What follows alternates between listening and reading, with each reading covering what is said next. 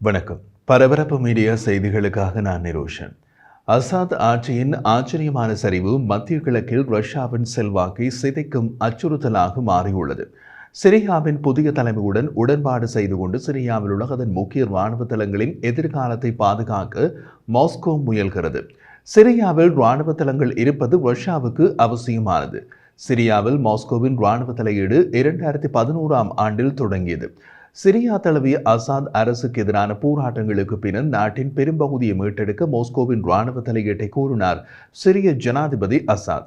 அப்போது உதவியதிலிருந்து ரஷ்யா வடமேற்கு சிரியாவில் ஒரு மிகப்பெரிய விமான தளத்தையும் மத்திய தரைக்கடல் துறைமுகமான டோர்டஸில் ஒரு கடற்படை தளத்தையும் வைத்திருக்கிறது. சிரிய ஜனாதிபதியாக இருந்த அசாத் மாஸ்கோவுக்கு தப்பியோடிய பின் அந்த தளங்களை எப்படி காப்பது என்பதே ரஷ்யாவின் இன்றைய பிரச்சினை. மத்திய கிழக்கில் கிரெம்ளினின் உறுதியான கூட்டாளியான அசாத்தின் சரிவுக்கு பின்னர் ரஷ்யாவின் சிரியாவில் தனது செல்வாக்கை காப்பாற்ற ராஜதந்திரத்தை நோக்கி திரும்புவதாக தெரிகிறது. இதுவரை காலமும் ரஷ்யாவால் தீவிரவாத இயக்கம் என முத்திரை குத்தப்பட்ட இஸ்லாமிய சன்னி மதப்பிரிவு ஹயாட் டக்ரீர் அல் ஷாம் அல்லது HTS என்று சுருக்கமாக அழைக்கப்படும் இயக்கத்துடன் பேசத் தொடங்கியுள்ளது. கிரெம்ளின் செய்தி தொடர்பாளர் டிமிட்ரி பெஸ்கோவ் செய்தியாளர்களிடம் கூறிய போது சிரியாவில் இராணுவ தளங்களின் பாதுகாப்பை உறுதி செய்யும் திறன் கொண்டவர்களுடன் தொடர்பை ஏற்படுத்த தேவையான அனைத்து நடவடிக்கைகளையும் ரஷ்ய அதிகாரிகள் எடுத்து வருகின்றனர் என்றார். முன்னதாக சிரியாவில் உள்ள ரஷ்ய இராணுவ தளங்கள் மற்றும் ராஜதந்திர நிறுவனங்களின் பாதுகாப்புக்கு உத்தரவாதம் அளிக்க சிரியாவின் புதிய தலைவர்கள் ஒப்புக்கொண்டதாக கிரெம்ளினில் உள்ள ஒரு வட்டாரம் ரஷ்ய அரசு ஊடகத்திடம் தெரிவித்தது. 2 தளங்களும் ரஷ்யாவுக்கு அதிக முக்கியத்துவம் கொடுக்கின்றன. டார்டஸ் கடற்படை தளம் புட்டினுக்கு மத்திய கிழக்கு பிராந்தியத்தில் சூடான நீர் துறைமுகத்திற்கு அணுகலை வழங்குகிறது. அதே நேரத்தில் மாஸ்கோ தனது இராணுவ ஒப்பந்தக்காரர்களை ஆப்பிரிக்காவுக்கும் வெளியேயும் பறக்க சிரியாவின் லடாக்கியாவில் உள்ள கமிமைன் விமான தளத்தை ஒரு நிலைப்பதிவாக பயன்படுத்தியது. இப்போது முக்கிய கேள்வி என்னவென்றால் சிரியாவின் புதிய தலைவர்களுடன் ரஷ்யா தனது தளங்களை வைத்திருக்க ஒரு உடன்பாட்டை எட்ட முடியுமா என்பதுதான். பேச்சுவார்த்தைகள் மூலம் தங்களால் முடிந்தால் ரஷ்யா அந்த இராணுவ தளத்தை வைத்திருக்க விரும்புகிறது. அந்த தளங்கள் ரஷ்யாவுக்கு வழங்கக்கூடிய வளங்கள் முக்கியமானவை. அவற்றை சிரியாவில் வைத்துக் கொள்ள ரஷ்யா எதையெல்லாம் கொடுக்கலாம்? பணம், பண்டமாற்று, எண்ணெய் மற்றும் எரிவாயு, வரையறுக்கப்பட்ட கூலிப்படையினர் ஆகியவற்றை கொடுக்க முடியும்.